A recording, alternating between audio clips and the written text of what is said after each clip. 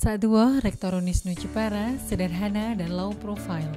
Sa'duwoh, demikian panggilan akrab Sa'duwoh As-Sa'idi, merupakan orang yang konsisten dan tekun dalam mendalami suatu ilmu.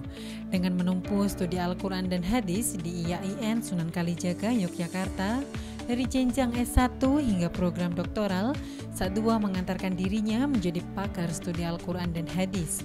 Ia telah banyak menorehkan karya-karya penting yang hingga kini menjadi rujukan dalam kajian di perguruan tinggi. Sebagai sosok Doktor Islamic Studies, Sa'duwoh menguasai keilmuan tersebut sebagaimana sarjana-sarjana lainnya. Namun yang membedakannya dengan akademis lain adalah bahwa ia juga seorang kiai.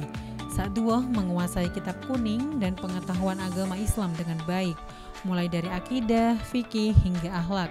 Kombinasi dua bidang ilmu inilah yang menjadikannya sebagai sosok yang istimewa. Saya itu termasuk orang yang punya ingatan kuat mungkin ya.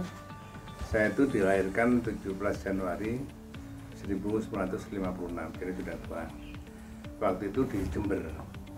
Tapi karena abah saya kalau manggil bapak itu abah, itu terus menjadi ketua pengadilan agama di Bondowoso, itu terus pindah di Bondowoso. Saya itu menangi TK, saya orang beruntung ya, karena bapak saya itu kiai, juga pegawai negeri, ketua hakim, pengadilan agama. Saya itu taman kanak-kanak itu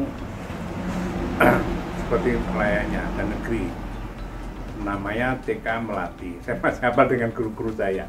Kemudian juga SD Melati. Dan saya itu alhamdulillah didaftarkan abah saya. Jarak rumah dan sekolah itu tidak terlalu jauh, jadi bisa jalan kaki. Memang ya bersini dengan jalan depan itu. Kalau setelah zuhur, kalau di sini istilahnya madrasah, itu saya madrasah. Setelah maghrib itu ngaji Quran gitu ya. Nah ini di luar dugaan, pada kelas 3 itu waktu itu belum SD, namanya SR, Sekolah Rakyat. 1965 itu kan meletus BG 30 FPKI. Nah, kakak saya itu minta pindah lagi ke Jember, saya pindah ke Jember gitu ya. Pindah di SD Sawahan 3. Nah, saya itu alhamdulillah setelah SD itu di pesantren. Jadi sejak 1970 di Pondok Pesantren Darul Ulum Rejoso, Peterongan, Jombang gitu ya. Nah, di sana ya setelah saya itu SD dan mengikuti ngaji di rumah itu, dan kemudian di Pondok Pesantren.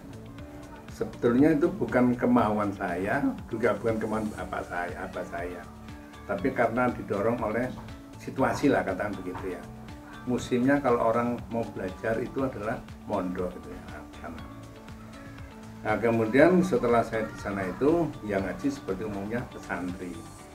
Saya ngaji pada Kiai Mustain ya, banyak kiai saya masih hafal, bahkan kalau setelah sholat saya selalu mendoakannya itu ya. Ini saya teruskan sampai mahasiswa terus. Masa kecilnya Mawon nggak apa-apa. Ya, itu masa kecilnya itu terus sampai saya selesai di SMA ya, gitu ya. Saya itu ketika di Jombang itu ngajinya juga lumayan, artinya sekolah dan sambil ngaji, gitu ya. Ada di Peterongan, Jombang, terus ketika mau menginjak ke SMA, saya itu ditambah beras, namanya Darul Ulum. Kiainya saya itu adalah Kiai Abdul Fattah Hashim, mertuanya Kiai Sahal. Gitu. Kemudian setelah selesai itu saya tabaruk ngaji kitab itu di Tebuireng. Nah, Kiai saya itu adalah Kiai Sobasin, Kiai Samsuri Badawi, Kiai Adilan, Kiai Sobari, itu kiai-kiai yang senior lah, kuduk-kuduk gitu ya. Kemudian pada tahun 1976 saya itu sudah berakhir, tapi daftar kuliah di sana itu. Tapi saya lanjutkan di Jogja, jadi 1977. Selain konsentrasi kuliah, Sa'duwoh juga aktif berorganisasi. Pada mulanya ia aktif di Organisasi Pergerakan Mahasiswa Islam Indonesia atau PMII. Di samping peran sosial dan intelektualnya, Sa'duwoh adalah sosok yang sederhana dan low profile. Ia dapat menempatkan diri ketika berbicara dengan siapa saja.